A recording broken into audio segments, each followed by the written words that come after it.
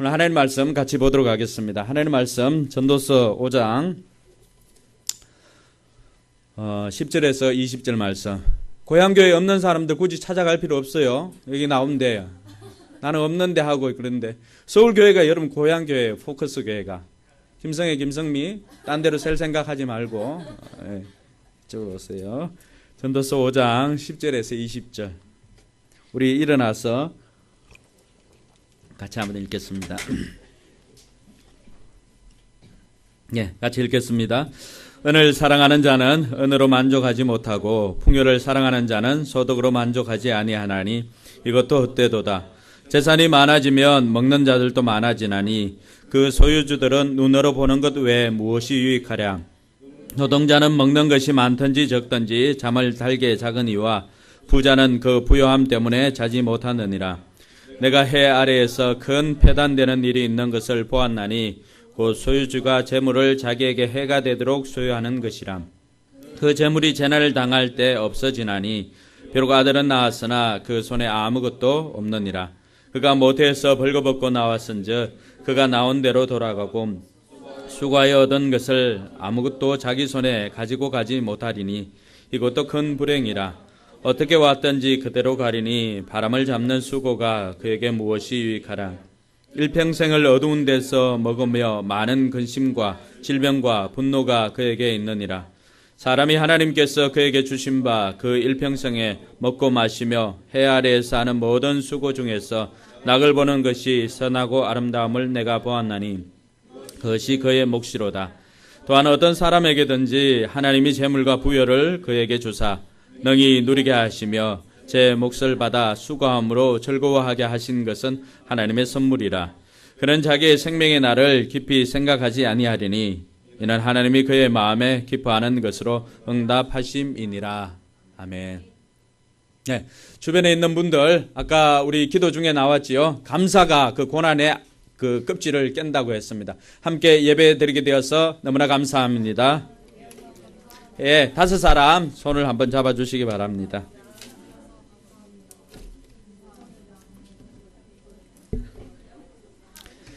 또 하늘 복 많이 받으시기 바랍니다. 인사해 주시기 바랍니다.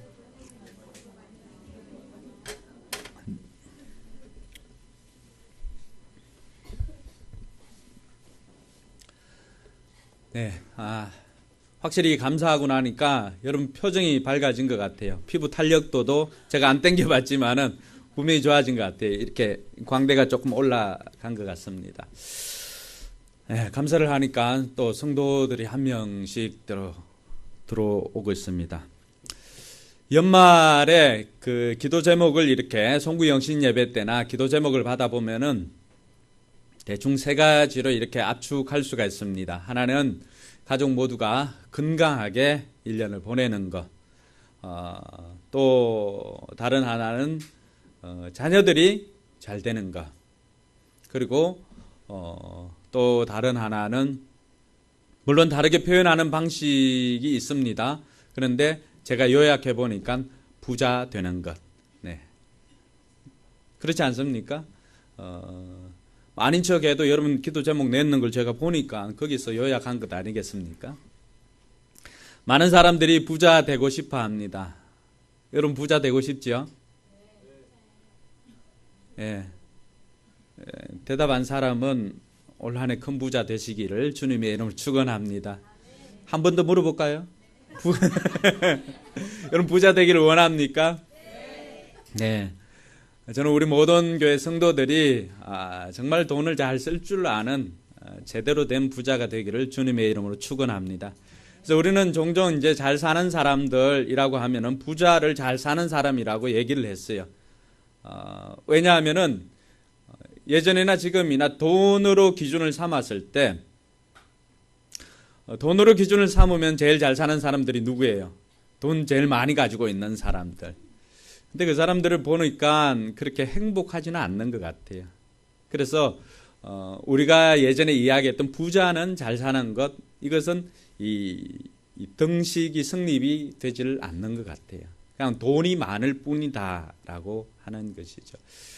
근데 저는 우리 교회 성도들이 부자가 되어서 또 잘 살 수도 있는 사람 되기를 주님의 이름으로 축원합니다. 성경에는 이 부자에 대해서 많은 이야기를 하고 있습니다. 그런데 예수님께서 말씀하실 때 이 부자들이 천국에 가는 것 그렇게 만만한 것 아니다 이야기를 합니다. 부자가 천국에 가는 것 쉽지 않다. 한 부자 간원이 예수님께 찾아왔어요. 찾아와가지고 선생님, 내가 어떻게 하면은 영생을 얻을 수가 있습니까? 그러니까 성경에 여러 번 나오는 단어들 중에 영생, 구원, 하나님 나라 다르게 각각 다른 단어로 사용되어져 있지만은 의미들은 대부분 비슷합니다. 천국의 삶, 또 하나님 나라의 백성의 삶, 그리고 구원. 이 구원받아야 영생을 누릴 수가 있거든요. 구원받아야 하나님 나라에 속할 수가 있습니다. 그러니까 비슷한 개념으로 여러분 받아들이면은 쉬울 것 같습니다. 그래서 이 부자 간원도 예수님께 찾아와가지고 내가 어떻게 하면 영생을 얻을 수가 있습니까? 다른 말로 하면 내가 어떻게 하면 구원받을 수가 있습니까? 내가 어떻게 하면 천국 백성이 될 수가 있습니까? 같은 말입니다. 그러니까 예수님께서 이 부자 간원이 어릴 때부터 계명을 잘 알고 있는 것 같아서 당신 계명은 잘 알고 있지 않느냐라고 하니까 그 부자 간원이 네, 저는 어릴 때부터 계명들을 다 지켜왔습니다. 이때 계명은 무슨 계명이겠어요? 10계명이죠. 10계명. 근데 예수님께서 그렇게 어릴 때부터 10계명을 잘 지켜왔다고 하는 그 부자 간원에게 다시금 묻습니다. 근데 내가 보기에는 너한테 한 가지 부족한 것이 있는 것 같구나. 그래서 네게 있는 재산을 팔아가지고 가난한 사람들에게 나누어 주라. 그렇게 하면 너무 억울하잖아, 그죠? 나누어 주라 그랬어요. 그러고 난 다음에 그리하면 주님은 늘 이렇게 조건을 많이 붙이시는 것 같아요. 그리하면 하늘에서 내 보화가 쌓이게 될 것이고 그 다음에 와서 나를 쫓으라 라고 그렇게 이야기를 했습니다.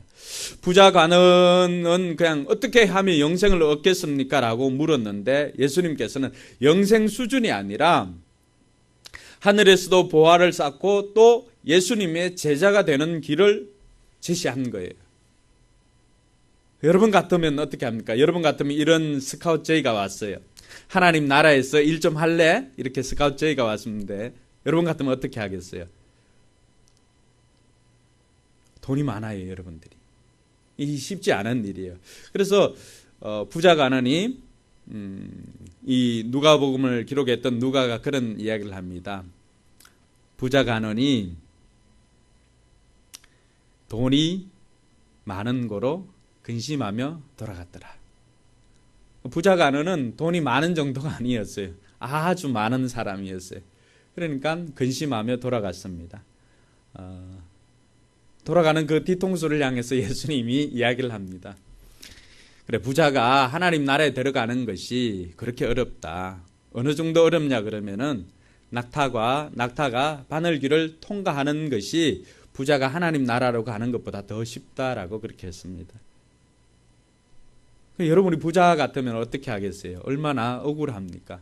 아니, 낙타가 바늘길을 통과하는 것보다 부자가 하나님 나라로 가는 것이 그렇게 어렵다면은 과연 몇 사람이 하나님 나라로 가고 몇 사람이 구원받고 몇 사람이 영생을 얻을 수 있을까? 여러분 생각하는 것처럼 제자들도 똑같이 생각했어요. 예수님께서는 언제나 우리의 중심을 아시지요. 여러분들이 이런 가만히 저를 쳐다보는 것 같아도 생각은 뭘 생각하는지 예수님은 다 아세요. 예수님 말씀하십니다. 사람으로서는 할 수 없어되 하나님으로서는 능히 하실 수 있느니라. 그러고는 누가복음은 18장에서 이제 19장으로 넘어갑니다. 사람들 생각에는 아니 부자가 그렇게 하나님 나라로 들어가는 것이 어렵다면은 과연 누가 하나님 나라로 들어갈 수 있을까? 그리고 아브라함도 부자였고 욥도 부자였는데 그들은 하나님 나라로 다 들어갔고 믿음의 조상도 되고 믿음의 또 모델로 우리에게 제시되고 있는데 그럼 이 땅에 살아가고 있는 부자들은 천국 가는 게 그렇게 어렵다면은 어떻게 하면은 부자가 천국에 갈 수 있을까? 그런 궁금증을 가지고 있지 않겠어요? 그 궁금증을 풀어준 사건이 누가복음 19장에 나오는 삭개오 이야기입니다. 삭개오를 소개할 때 누가는 어떻게 소개합니까? 삭개오는 세리장이었고 또 뭐라고 소개합니까? 그냥 세리장만이라고 소개해도 돼요. 근데 성경은 뭐라고 합니까? 그가 부자라고 소개를 합니다. 그러니까 삭개오가 부자 이렇게 하니까 그 책을 읽어오는 사람들은 어떤 궁금증이 있겠어요? 부자? 그러면 삭개오는 어떻게 천국 갈 수가 있을까? 생각을 하고 읽게 된다는 거죠. 삭개오 역시도 이 부자 간원처럼 예수님께서 삭개오를 찾아와가지고 내가 오늘 너희 집에 머물러야 되겠다 내려오라 그러니까 삭개오가 예수님을 자기 집에 기쁨으로 영접합니다. 그런데 여기서 한 가지 차이가 있어요. 부자 간원은 예수님의 그 초청에 돈을 가지고 다 팔아서 가난한 사람들에게 나눠주고 오라. 돈이 없어지는 거 아니었죠. 하나님 나라에 다 쌓이는 거였는데 자기 눈에 보이도록 쌓이는 게 부자 간원의 생각이었어요. 그러니까 예수님의 초청에 따르지 않았지요. 근데 이 삭개오는 예수님을 영접한 다음에 그의 마음이나 가치관들이 완전히 바뀌어 버린 거예요. 과거에는 돈이 삶의 기준이다 보니까 돈을 많이 가지고 있는 것이 자기 생각할 때는 잘 사는 것이라고 생각했어요. 그렇게 잘 살려고 해 보았는데 주변의 사람들은 자기를 잘 사는 사람으로 생각하지 않고 뭘로 본 거예요? 다 죄인으로 본 거예요. 그러니까 같이 놀아주지도 않아요. 그러니까 삭개오가 얼마나 외로운 줄 몰라요. 돈은 가져봤지만은 사람들이 놀아주지 않고 동네 사람들마다 자기 동족들이잖아요. 근데 다 손가락질 하는 거예요. 그 마음이 얼마나 힘든지 몰랐습니다. 그런데 예수님이 삭개오의 이름을 불러주고 삭개오의 집에 찾아오니까 삭개오의 마음이 완전히 바뀐 거예요.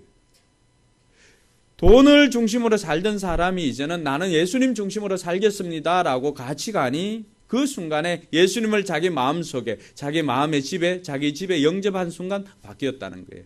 저는 이 변화가 여러분들에게도 있기를 주님의 이름으로 축원합니다. 예수님이 우리의 마음에 들어오면은 우리는 가치관이 바뀔 수밖에 없어요.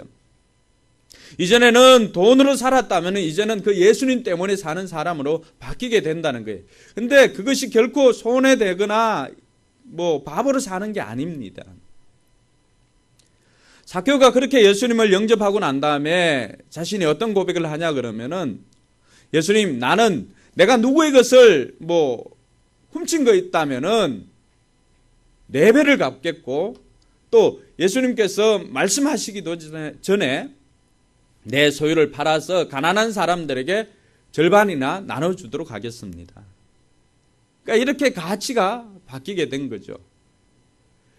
예수님께서 누가복음 18장에서 이야기하고자 했던 사람으로서는 할 수 없어도 하나님으로서는 할 수 있다라고 하는 부자가 천국에 가는 사건, 낙타가 바늘길을 통과한 사건이 바로 이 삭개오의 이야기라고 하는 것입니다.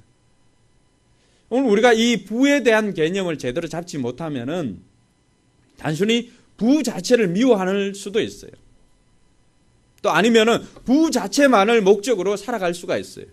그래서 그 개념을 오늘 저와 여러분들이 제대로 잡고 그래서 낙타가 바늘길을 통과한 것처럼 부자인 삭개오가 하나님 나라의 백성이 된 것처럼 부자가 되고 싶은 여러분들이 하나님 나라 백성이 될 수 있는 기회가 오늘 주어졌습니다. 말씀을 잘 들으시고 여러분 부자 되셔가지고 다 하나님 나라 백성이 되길 주님의 이름으로 축원합니다.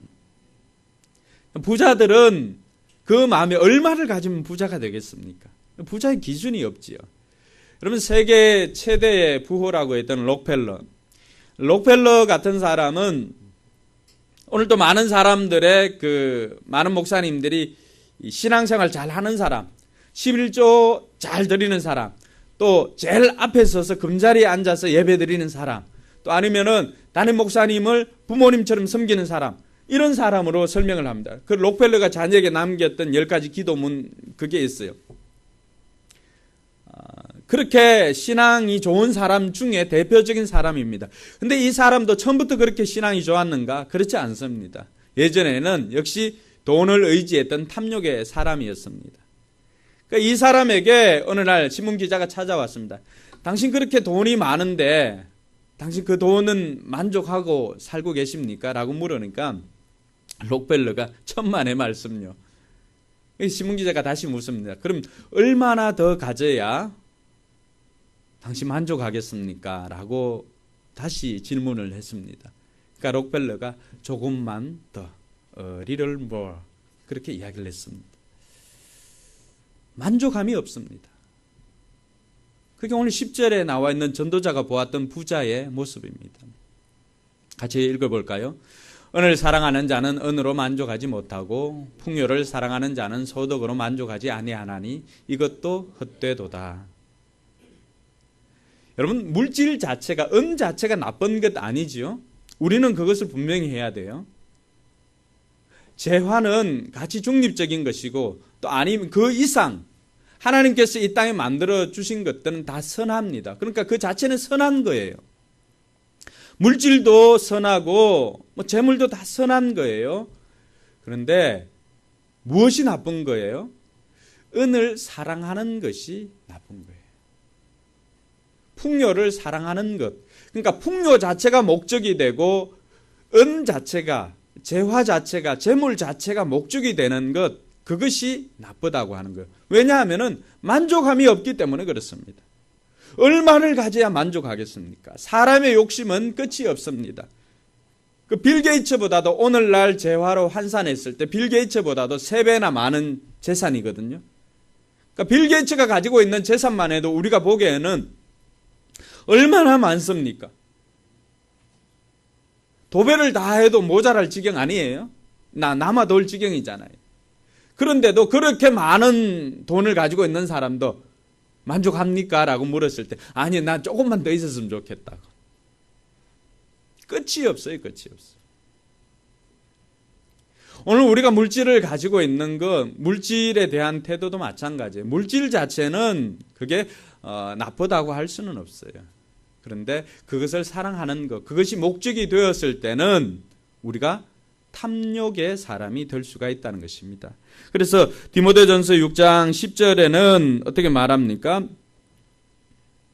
돈을 사랑함이 일만하게 뿌리가 된다라고 했습니다. 모든 죄악의 뿌리가 어디에서 나온다? 모든 죄가 나오는 것은 돈을 사랑하는 탐욕에서 나옵니다. 탐욕에서. 여러분 한번 생각해 보세요. 오늘날 그 신문지상이나 아니면은 포털 사이트에 나오는 내용들, 그 내용들 중에 절반 이상은 다 돈에 관한 것입니다. 살인사건, 다 돈에 관한 것이죠. 보험 사기, 차량 사기, 다 돈에 관한 거예요. 다 돈에. 돈 자체가 나쁘고 이런 게 아니지만은 그 돈을 사랑하니까 돈 자체가 목적이 되니까 탐욕의 사람으로 살아가다 보니까 그것이 모든 죄의 시작이 되더라고 하는 것입니다. 그래서 디모데전서 6장 10절에 이것을 탐내는 자들은 미혹을 받아 믿음에서 떠나 뭐라고요? 많은 근심으로서 자기를 찔렀도다. 만족감이 없는 거예요. 만족감이. 전도자가 보았던 것도 그러한 것을 본 거예요. 사람들이 돈을 사랑하기 시작하니까 만족감이 없더라고 하는 거예요. 바울이 이야기하는 것도 마찬가지예요. 그래서 돈을 사랑하는 것이 모든 악의 뿌리가 된다는 겁니다. 오늘 저와 여러분들이 돈은 가지되 그것을 사랑하지 않을 수 있는, 탐욕을 이길 수 있는 저와 여러분들 되길 주님의 이름으로 축원합니다. 그 부자의 헛됨이 그거예요. 전도자가 이야기를 합니다. 그렇게 가지고 있는 사람도 더 가지려고 하고 더 가지려고 하고 더 가지려고 하다 보니까 어떻게 돼요? 그 사람들이, 돈 많이 가지고 있는 사람들이 누리는 유익은 다른 게 아니라고 하는 거예요. 자기 돈으로 많은 사람들이 배불리 먹는 거, 그거 눈요기하는 것밖에 없다는 거예요. 그러니까 재벌들이 하는 게 뭐예요? 자기 돈으로 많은 사람들이, 자기 회사 사람들이 봉급을 받아서 그것으로 먹고 마시고 할 수 있으니까 그건 유일하게 누리는 낙이 자기 돈으로 사람들이 먹고 사는 것처럼 보이는 그것 하나 만족하고 산다는 거예요. 그 전도자가 보기에는 그게 너무나 안타깝다는 거죠. 왜? 그렇게 돈을 많이 가지고 있는 사람이 편안하게 잘 것 같지만 오히려 잠은 누가 더 잘 자요? 그 사람에게서 봉급을 받는 사람들이, 노동자들은 오토바이 소리 내면 잘 수 있지만은 그 사람은 잘 수가 없다는 거예요. 그것이 폐단이라고 하는 거죠. 또 다른 폐단이 무엇입니까? 13절에 보니까 재물 때문에 여러 가지 어려움을 당하는 거예요. 여러분, 예전에도 유학 갔다 온 자녀에게 죽임을 당한 부모도 있었죠. 또 보험금 때문에 남편이나 아내 또 아니면 가족을 해치는 경우가 있었습니다. 뭐 때문에 그런 거예요? 돈 때문에. 재물이 없었다면은 그런 걱정을 안 당할 것인데, 그런 일을 안 당할 것인데, 재물이 있다 보니까 그런 것을 보는 거예요. 롯데 가문에서 있었던 그런 일들도 마찬가지죠. 그 아버지 마음이 어떻겠어요? 돈이 그렇게 많지 않았으면 자식들이 그렇게 싸우겠어요? 서로 배신의 배신, 누구의 말을 믿어야 될지 모르잖아요. 그 집뿐만이겠습니까? 대대로 재벌 가문치고 왕자의 난이라고 하나요? 그런 형제들의 난이 일어나지 않는 곳이 몇 군데 있습니까? 그런 것을 보면서 돈이 있음으로 말미암아서 그런 일들을 보게 되더라고 하는 거예요. 그럼에도 불구하고 여러분 속마음은 아이고, 싸울 때 싸우더라도 그래도 있어 봤으면 좋겠다. 이런 사람들 몇 사람 있는 것 같아요? 한 3사람 정도 있는 것 같아요.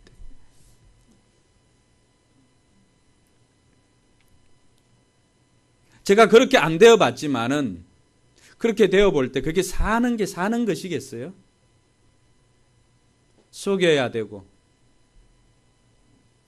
김수현 씨 스토리가 대부분 그런 거 아니에요? 김수현 씨 글을 보면은 부자들에 대한 동경도 있지만 부자들에 대한 그 반전을 또 이렇게 제공합니다. 그분 부자를 좋아하는 것 같아요. 그리고 부자를 또 싫어하는 양면성이 있습니다. 그 작품에 보면. 사는 게 아니죠. 또 다른 폐단이 뭡니까? 그렇게 많이 가지고 있던 재물도 재난이 일어나면은 한 방에 다 없어지더라고 하는 거예요.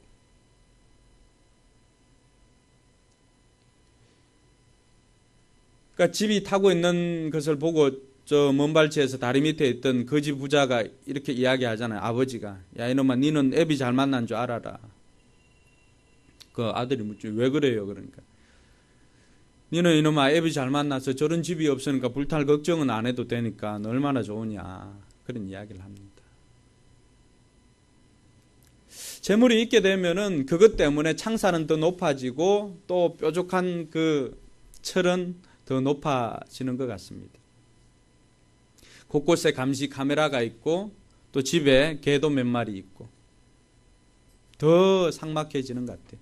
요즘 그런 것보다도 아예, 제가 언젠가요 빌라 강남에 갔는데 아예 그 입구에서조차 들어가지는 못하더라고요.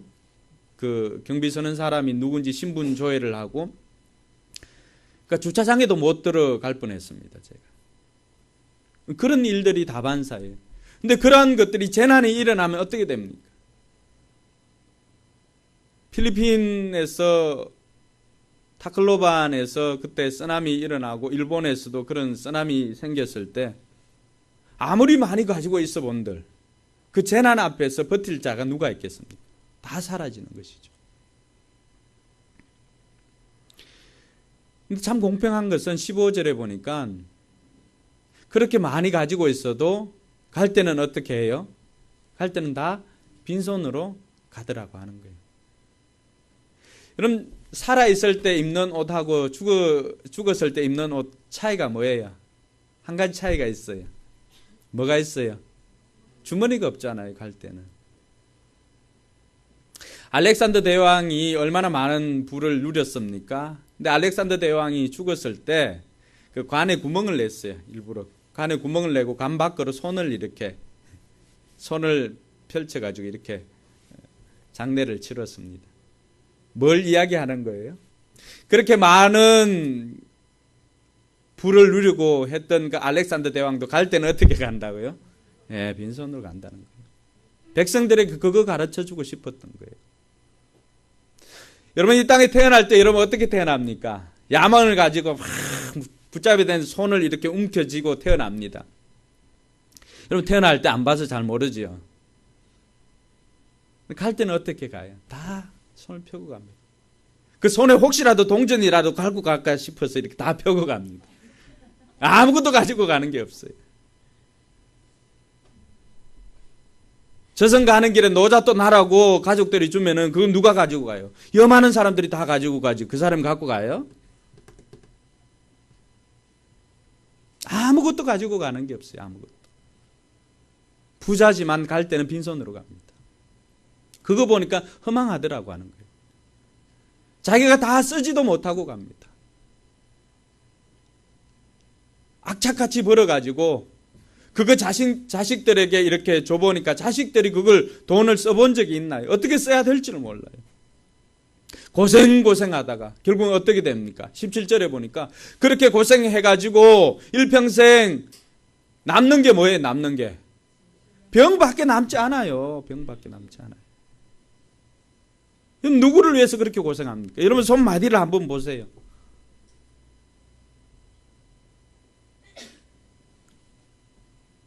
그렇게 먹지 못하고 고생해가지고 남는 게 뭐예요?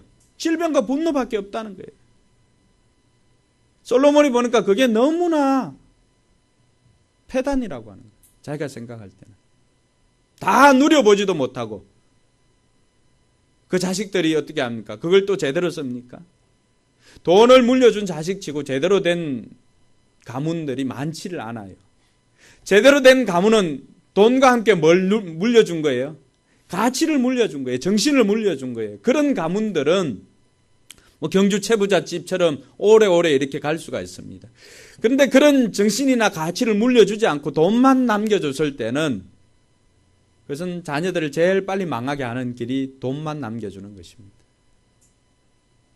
저와 여러분들이 우리 자녀들에게 무엇을 남겨주어야 할지 오늘 이 전도자의 깨달음을 통해서 다시 한번 확인할 수 있기를 바랍니다. 전도자가 깨달은 것이 있습니다. 이렇게 부자들이 패단이 많고 천국 가기도 어렵다면은 그럼 우리 부자 안 되면 되겠네? 아니지요. 부자가 되어서 제대로 사는 것이 필요합니다. 그래서 전도자가 깨달은 것도 있습니다. 부에 대한 우리의 태도. 첫 번째는 주어진 삶에 자족하는 것을 배우는 것입니다. 오늘 말씀 18절에 보니까 뭐라고 나옵니까? 같이 읽어볼까요? 사람이 하나님께서 그에게 주신 바 그 일평생에 먹고 마시며 해 아래 사는 모든 수고 중에서 낙을 보는 것이 선하고 아름다움을 내가 보았나니 그것이 그의 몫이로다. 지금 여러분들에게 주어진 그 삶을 누리고 거기서 기쁨을 누리는 것이 하나님께서 여러분들에게 주신 복이다, 몫이다 그렇게 말하고 있는 것입니다. 전도서 3장 22절 여러분 한번 찾아보시기 바랍니다. 대신 찾아줬네. 같이 읽겠습니다. 그러므로 나는 사람이 자기 일에 즐거워하는 것보다 더 나은 것이 없음을 보았나니 이는 그것이 그의 몫이기 때문이라. 그에 뒤에 일어날 일이 무엇인지를 보게 하려고 그를 데려올 자가 누구이랴. 예. 다른 말로 하면은 자기의 분복을 누리라고 하는 거예요. 그것이 여러분의 몫이라고 하는 거예요. 여러분 당대에 여러분들이 누릴 수 있는 것 여러분들이 누리며 살 수 있기를 바랍니다. 그것이 하나님께서 여러분들이 주신 복이다 그렇게 말하는 것입니다. 사도 바울도 사역을 하면서 이것을 깨달았습니다. 그래서 빌립보서에 보면은 빌립보 3장 말씀에 11절 12절 같이 읽습니다. 내가 궁핍함으로 말하는 것이 아니니라 어떠한 형편에든지 나는 자족하기를 배웠노라. 나는 비천에 처할 줄도 알고 풍부에 처할 줄도 알아. 모든 일 곧 배부름과 배고픔과 풍부와 궁핍에도 처할 줄 아는 일체의 비결을 배웠노라. 오늘날 이런 자족함을 찾기가 어려워요.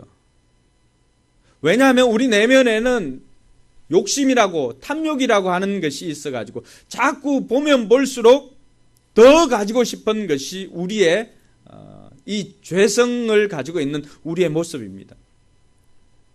바울이 오늘 우리에게 자족하라고 하는 것을 배우라고 하는 것은 자신은 풍성하게 살아보고 또 가난하게도 살아보았지만은 그걸 통해서 배운 게 일체의 비결을 배웠다 그러는데 뭘 배웠냐 그러면은 돈 자체가 목적이 되어서는 결코 만족함이 없다는 거예요. 돈 자체가 목적이 아니라 더 높은 가치를 위해서 살아갈 때 만족함이 있더라고 하는 거예요. 그게 행복이 있더라고 하는 것입니다. 그게 뭘까? 사명 따라 사는 삶입니다. 내가 이 땅에 와서 해야 할 일을 하고 사는 것이 돈을 많게 가지고 있고 적게 가지고 있고 그거 여부를 떠나가지고 만족함이 있고 행복함을 누리더라고 하는 것입니다. 그러니까 사람들이, 여자들이 볼 때 남자들이 뭐 제일 멋있어 보이는 모습이 뭐예요? 일할 때 흘리는 땀이라고 하지 않습니까? 그게 돈으로 보여서 그런지는 모르겠어요. 자기에게 주어진 일을 최선을 다해서 하는 그 모습이 그렇게 아름다울 수가 없잖아요. 오늘 저와 여러분들도 이런 자족함을 좀 배울 수 있기를 바랍니다. 없으면 그 없는 대로 거기에서 누리는 삶을 배워야 돼요. 또 있으면은 그 있는 것도 좀 제대로 쓸 줄 알고 또 그것을 누리는 그런 것도 우리가 좀 배웠으면 좋겠어요. 그래서 너무 우리가 이 궁상맞게 사는 게 아니라 없어도 여러분의 자존심을 절대 굽히지 말고, 왜냐하면 하나님께서 필요하면 언제든지 주신다는 그 믿음 가지고 살아가는 저와 여러분들 되기를 바랍니다.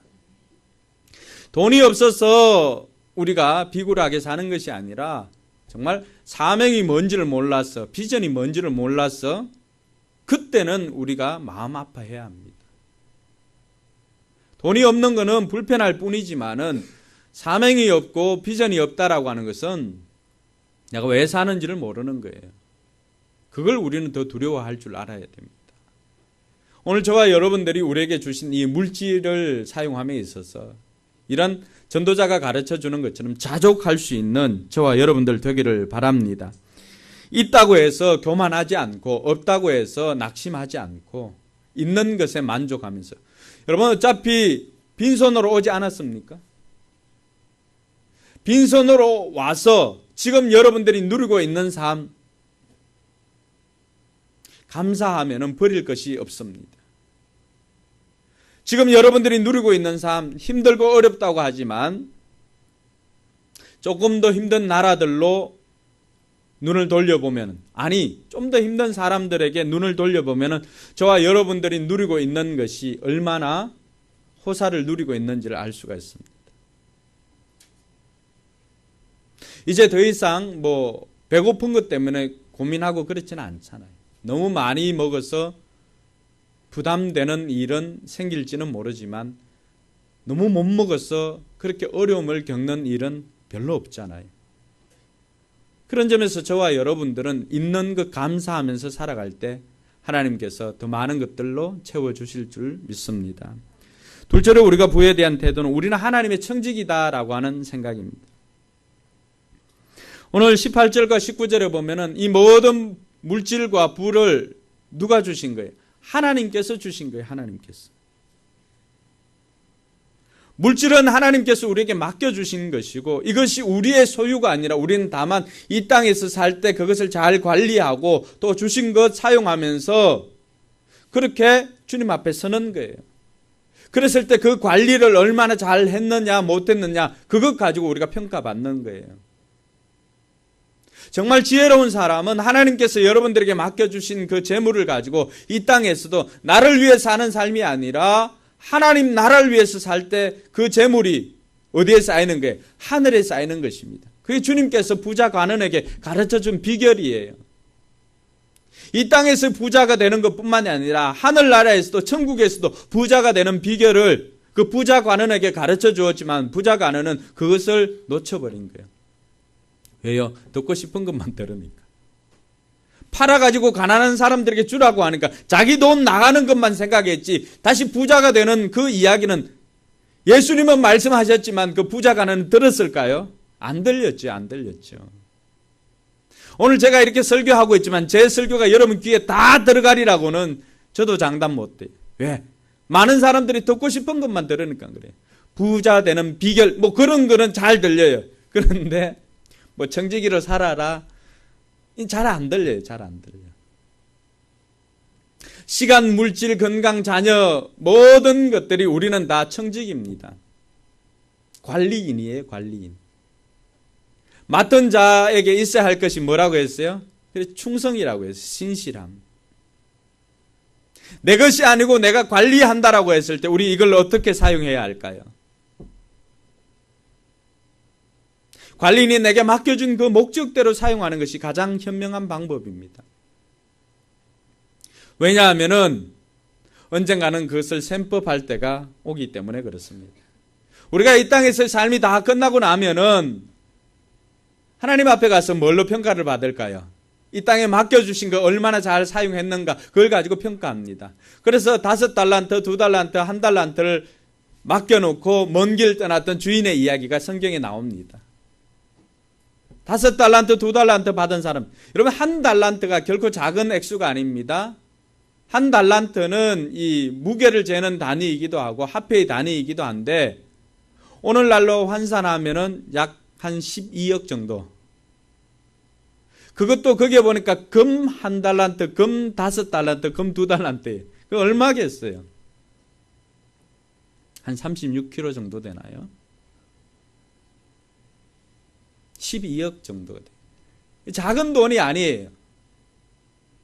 5달란트 받은 사람, 2달란트 받은 사람은 열심히 가서 일을 해서 마침 5달란트를 더 남겼고 2달란트를 더 남겼어요. 우리가 볼 때는 어떻습니까? 우리가 볼 때는 이 사람들을 많이 남긴 사람을 더 칭찬할 것 같지만 주님의 칭찬은 글자 하나 안 틀리고 똑같아요. 5달란트 받은 사람이나 2달란트 받은 사람이나 똑같이 칭찬을 해줍니다. 주님의 관심은 물질의 많고 적음이 아니라 얼만큼 열심히 일을 했느냐라고 하는 것입니다. 1달란트 받은 사람은 결코 작은 액수가 아니었지만은 그는 일을 하지 않고 그냥 파묻어 두고 주님 왔을 때 그 다시 이렇게 꺼내놓은 거예요. 주님의 뜻을 모르는 거죠. 오해를 한 거죠.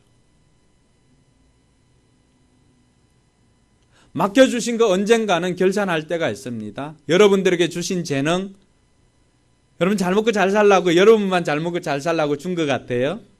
그게 아니에요. 여러분 타고난 체력이 있잖아요. 그 여러분 자기 욕심 다 채우라고만 준 거 아니에요.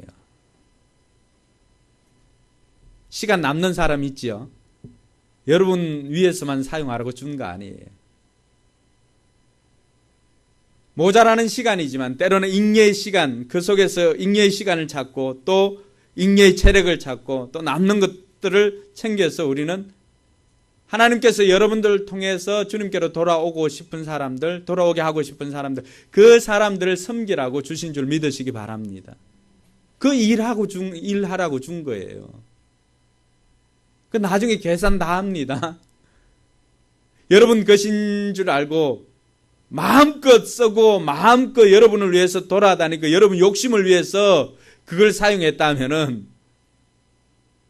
이제 다시 정신 차려야 돼요.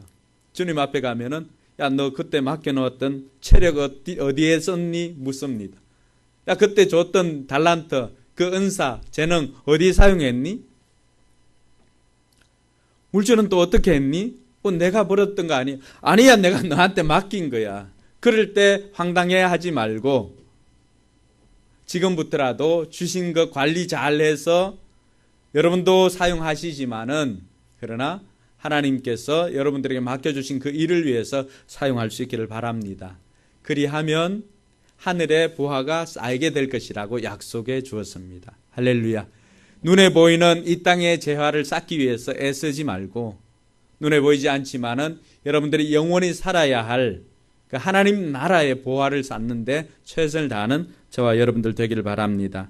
마지막으로 살펴볼 것이 물질은 하나님의 선물이다라고 하는 것입니다. 19절 마지막에 있는 것이죠.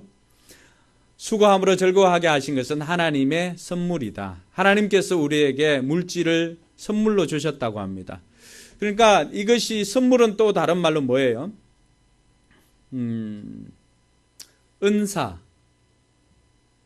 은사도 선물이죠. 뭐가 은사였어요? 뭐가 은사였어요? 성령의 은사. 이렇게 하면 뭐가 은사예요? 뭐 지식, 예언, 뭐 통변 이런 것도 은사지만 섬기는 것, 긍휼의 은사, 베푸는 은사 뭐 등등의 은사가 있잖아요. 여러분 은사 가지고 질투하는 사람도 있긴 있더라. 은사는 서로 비교하지 않죠. 있으면 좋죠. 예.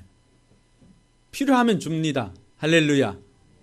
근데 오늘 물질이 뭐라고 하는 거예요? 물질이 하나님의 은사라고 하는 거예요. 물질이 하나님의 선물이다라고 하는 거예요. 물질이 하나님의 선물 같으면 물질 많이 있는 사람 뭐 하라고 하는 거예요? 그거 가지고 섬기라고 하는 거예요. 방언이 하나님의 선물이죠. 그럼 방언을 주신 이유는 뭐예요? 그거 가지고 여러분 신앙을 내가 이 정도야 자랑하라고 준 거예요? 아니면 뭐예요? 방언 하시는 분들 대답 한번 해보세요. 방언 왜 주셨을 것 같아요? 기도 많이 하라고. 다른 이유가 없어요. 그냥 기도할 때보다도 방언으로 하면은 좀 더 오래, 좀 더 깊은 시간 기도할 수가 있습니다. 그렇게 하라고 주신 거예요. 물질도 다르지 않다는 거예요. 여러분들에게 물질을 많이 주셨다. 물론 만족함이 없겠죠. 지금도. 근데 물질을 주신 것은 다른 이유가 아니에요. 그 물질 가지고 좀 쓰라고 준 거예요. 할렐루야. 그렇게 쓸 각오가 되어 있는 사람에게 물질을 줍니다. 그렇지 않으면 물질 맡기지 않아요. 이 물질이 은사이기 때문에 그렇습니다. 우리는 많은 사람들이 물질이 복이다라고 생각하니까 그 복을 쫓아서 가는데 물질이 복인 것 같으면 예수님은 가장 저주받은 인생이게요. 집 한 채 없고 머리 둘 곳도 없었잖아요. 물질은 은사입니다. 그래서 여러분들이 다른 은사를 사모하는 것처럼 물질을 사모할 수 있기를 바랍니다. 그래서 여러분들에게 물질이 주어졌을 때는 그 물질을 가지고 제대로 한번 사용하시기 바랍니다. 하나님 나라를 위해서, 또 가난한 이웃들을 위해서, 또 자라나는 청소년들을 위해서, 미래를 위해서 아낌없이 물질 좀 사용할 수 있기를 바랍니다. 저는 우리 교회 모든 성도들이 다 이런 물질의 은사를 받아가지고 마음껏 하나님 나라를 위해서 사용할 수 있기를 주님의 이름으로 축원합니다. 예전에 제가 청년들 데리고 사역할 때 청년들에게 네 팀을 나누어 가지고 그 봉사를 가게 했어요. 10만 원씩 주고. 아이들이 얼마나 행복한지 모르는데 이 10만 원을 어디에 쓰지?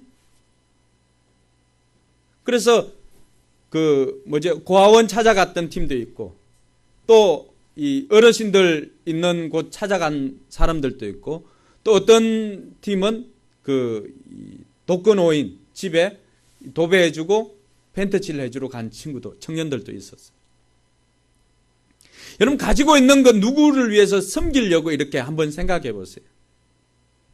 오늘 여러분들 실제로 한번 해보세요. 10,000원 가지고, 너무 큰 돈 같으면 또 시험 되니까 10,000원 가지고 오늘 이건 내가 누구를 위해서 한번 써야 되겠다.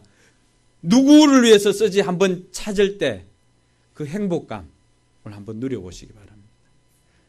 10,000원 없는데 빌려서 하지 말고 없는 분들은 안 해도 돼. 있는 분들만 그렇게 하시기 바랍니다. 그게 은사예요.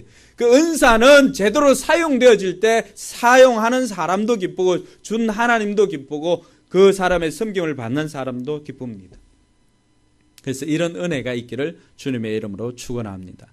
사랑하는 성도 여러분, 물질은 우리가 터부시할 만한 것도 아니에요. 록펠러가 탐욕의 사람으로 살아가다 언제 바뀌었을까요? 그의 나이 53세. 53살 때 어떤 일이 생겼냐 그러면은 그에게 불치의 병이 생깁니다. 그렇게 돈을 많이 가지고 있어도 돈으로 해결할 수 없는 병을 앓게 됩니다. 시름시름 앓게 되고 머리털이 빠지기 시작합니다. 그 어떤 사람은 문어머리라고 이렇게 표현을 했더라고요. 그렇게 많은 돈을 가지고 있어도 그가 먹는 음식은 고작 비스켓 몇 조각의 우유 그 정도밖에 없습니다. 근데 그가 그 순간에 하나님을 만나게 됩니다. 성경을 읽는 순간 누가복음 6장 38절을 찾게 되었습니다. 한번 찾아보세요. 록펠러가 변화된 구절입니다. 누가복음 6장 38절.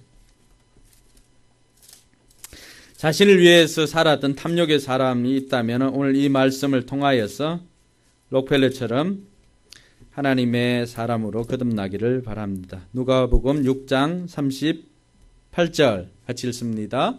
주라, 그리하면 너희에게 줄 것이니 곧 후이되어 누르고 흔들어 넘치도록 하여 너희에게 안겨주리라. 너희가 헤아리는 그 헤아림으로 너희도 헤아림을 도로 받을 것이니라. 아멘. 여러분에게 축복의 말씀 되길 주님의 이름으로 축원합니다. 록펠러가 이걸 보고는 뒤통수를 한 방 팍 맞은 기분이었어요. 주는 것이 내가 얻는 것이구나. 그래서 그 다음 날 바로 비서를 불러가지고 줄 수 있는 방법들을 간구하라고 했어요. 그러니까 그 이전에 얼마나 이 사람이 악질적으로 돈을 끌고 모았든지 사람들이 좋은 일 하려고 하니까 믿지를 않습니다. 루즈벨트 대통령은 심지어 그런 이야기를 했어요.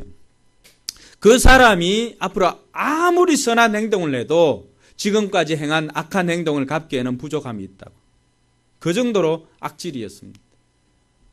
근데 이때로부터 시작해가지고 비서를 동원하고 해가지고 주는 방법을 간구하다가 세운 곳이 3년 만에 세워졌어요. 왜? 사람들이 워낙 악질이니까 실제인지 아닌지를 물어본다고. 그렇게 세운 재단이 록펠러 재단입니다. 그래서 이 록펠러 재단에서 세운 학교가 100만 평 이상 되는 대학교가 12개. 그 중에 하나는 시카고 대학이죠. 그 대학에서 노벨상 받은 사람이 52명 나왔잖아요. 더 나왔는지는 잘 모르겠어요. 교회가 4,928개. 그리고 53이 되어가지고 시름시름 알아서 죽어가는 그 사람이 몇 살까지 살았을 것 같아요?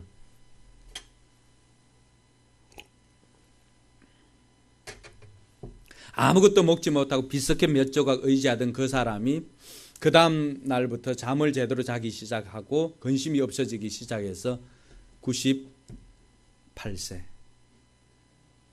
무려 배나 살았습니다. 돈을 기준으로 탐욕적으로 살았던 그 사람이 주라고 하는 하나님의 그 말씀에 순종하며 살았을 때 무려 98가지. 그리고 하나님 나라를 위해서 학교도 세우고 또 교회도 세우고 이렇게 살았더니 그의 삶이 완전히 달라진 거예요. 저는 오늘 여러분들이 이런 부자가 되길 주님의 이름으로 축원합니다. 목사로서 왜 그 복 빌어주지 않고 싶겠어요? 송구 영신 예배 때 나온 기도 제목을 가지고 전 늘 기도합니다. 최소한 우리 교회에 발을 들어놓은 사람치고 그 이전보다도 물질적으로나 건강적으로 손해되는 사람들이 없도록 기도합니다. 여기 오면 무조건 잘 되어야 된다고 기도하고 있습니다. 저는 이제 우리 교회 성도들 중에 우리 청년들, 청소년들도 마찬가지예요. 모든 성도들 중에서 이런 세계적으로 뛰어난 하나님의 신실한 부자들이 생겨지기를 주님의 이름으로 축복합니다. 또 여러분과 여러분 자녀들 중에서도 그런 일들이 일어나길 바랍니다. 중요한 것은 그 돈 무엇 때문에 우리에게 맡겨준지를 아는 사람에게 맡겨준다는 것입니다. 방언도 은사지만 물질도 은사입니다. 사모하고 물질을 그럼 맡겨준 건 뭐라고 맡겨줬겠어요? 쓰라고. 지혜 뭐 때문에 맡겨주었겠어요? 쓰라고. 지식도 쓰라고 맡겨주신 것입니다. 나를 위해서 쓰는 것이 아니라 하나님 나를 위해서, 다른 사람을 위해서 사용할 수 있는 저와 여러분들 되기를 주님의 이름으로 축원합니다. 여러분 앞뒤 좌우로 추석 선물 한번 해주시기 바랍니다. 부자 되시기 바랍니다.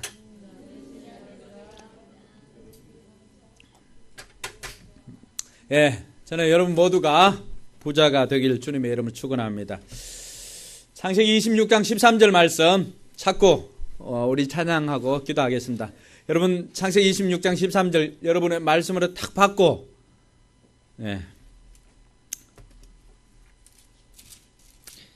이삭이 순종의 사람이었습니다. 12절 13절 26장 12절 13절 창세기 26장 12절 13절 읽는 대로 여러분의 축복의 메시지 되기를 바랍니다. 같이 읽습니다.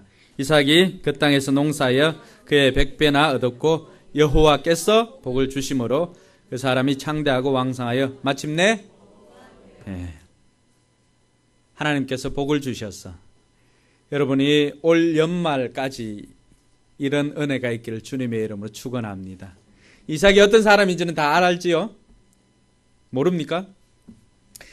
아버지가 바칠 때도 순종했던 사람 아닙니까? 하나님 말씀에 순종할 때 하나님께서 여러분들에게 거부가 되는 축복도 주십니다. 자리에 일어나서 우리 찬양하도록 하겠습니다. 찬양할 때 마음에 감동이 있거나 말씀 듣고 감동 있는 분들은 나와서 헌신할 수 있기를 바랍니다. 하나님 내게 물질 주시면 내가 나를 위해서 사용하는 것이 아니라 하나님 나라를 위해서 사용하겠습니다. 우리 교회 다음 세대를 위해서 내가 장학 헌금으로 사용하고 또 학사를 세우는 데 사용하겠습니다. 하나님의 교회를 세우는 데 사용하겠습니다. 내게 물질 맡겨주시면은 후학들 양성하는 데 사용하겠습니다. 결단하는 사람들 앞에 나와서 기도 받으시기 바랍니다. 주님 것을 내 것이라고, 주님 것을 내 것이라고 고집하여 조금 빨리 살아왔네. 그 눈보와 자녀들까지 주님 것을 내 것이라. 어찌지어 철없는 종을 용서하여 주옵소서. 맡긴 사명 맡긴 재물을 주를 위해 쓰렵니다. 주님 것을 내 것이라고 고집하며 살아왔네. 그 눈보아 자녀들까지 주님 것을 내 것이라.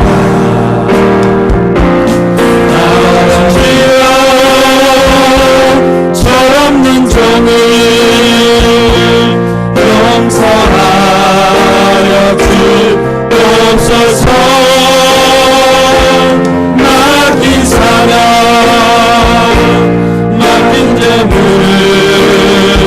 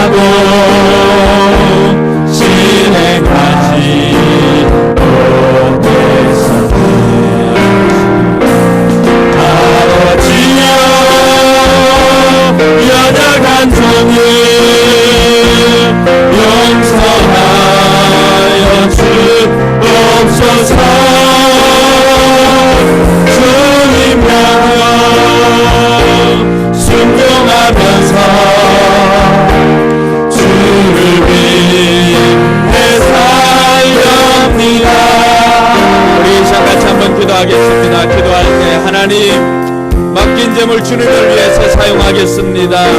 또 이 몸 주의 일하며 살겠습니다. 주님 사랑받기만 하였는데 감사하지 못하였습니다. 감사하며 주님 명령 순종하여서 살겠습니다. 우리 결단하면서 간절히 주여 한번 외치고 한 1분간만이라도 소리 높여 기도하시길 원합니다. 주여 하나님 아버지 은혜 감사합니다. 아버지 하나님 주님을 위해 살지 못하여 주시옵소서. 용서하여 주시옵소서. 우리에게 주신 물질, 우리에게 주신 건강, 우리의 자녀들, 우리에게 맡겨주신 것, 나를 위해서 살고 욕심을 채우기 위해서 살았습니다. 그러다 보니 만족하지 못하며 살았던 인생입니다. 채우고 부족함이 있었고 만족하지 못하고 오히려 발전만 되는 인생이었습니다. 주의 영광을 위해서 사용하겠습니다. 물질도 주를 위해서 사용하고 이것도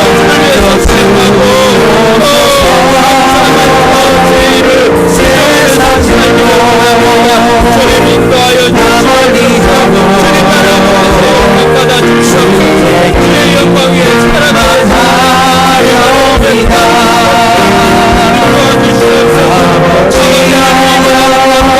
성례의 사랑하게 하여 주시고 성례의 상상을 가게 하여 주시고 내 가족과 주님의 세계 하여 주시옵소서. 주님 명령 순종하면서 주를 위해 살려 주를 위해 주를 위해 살려 주를 위해 살렵니다. 하나님 아버지 은혜 감사합니다. 우리에게 맡겨주신 것 하나님의 선물로 알고 주님을 위해서 사용하겠습니다. 주를 위해서 살겠습니다. 이번 한 주간도 우리의 섬김을 통하여서 우리 주변에 있는 사람들이 변화되게 하여 주시고 우리에게 맡겨주신 물질, 시간, 건강, 자녀들까지도 주를 위해서 사용하겠습니다. 우리를 기쁘게 받아 주시옵소서. 이제는 우리 구주 예수 그리스도의 은혜와 하나님의 무한하신 사랑과 성령 하나님의 감동과 교통 충만하심의 역사가 주를 위해 살기를 다짐하는 우리 모든 성도들 머리 위에와 저들의 삶의 현장과 북한에 있는 동포들과 우리 교회와 섬기는 선교지 위에 이제로부터 영원토록 함께 있을지어다. 아멘.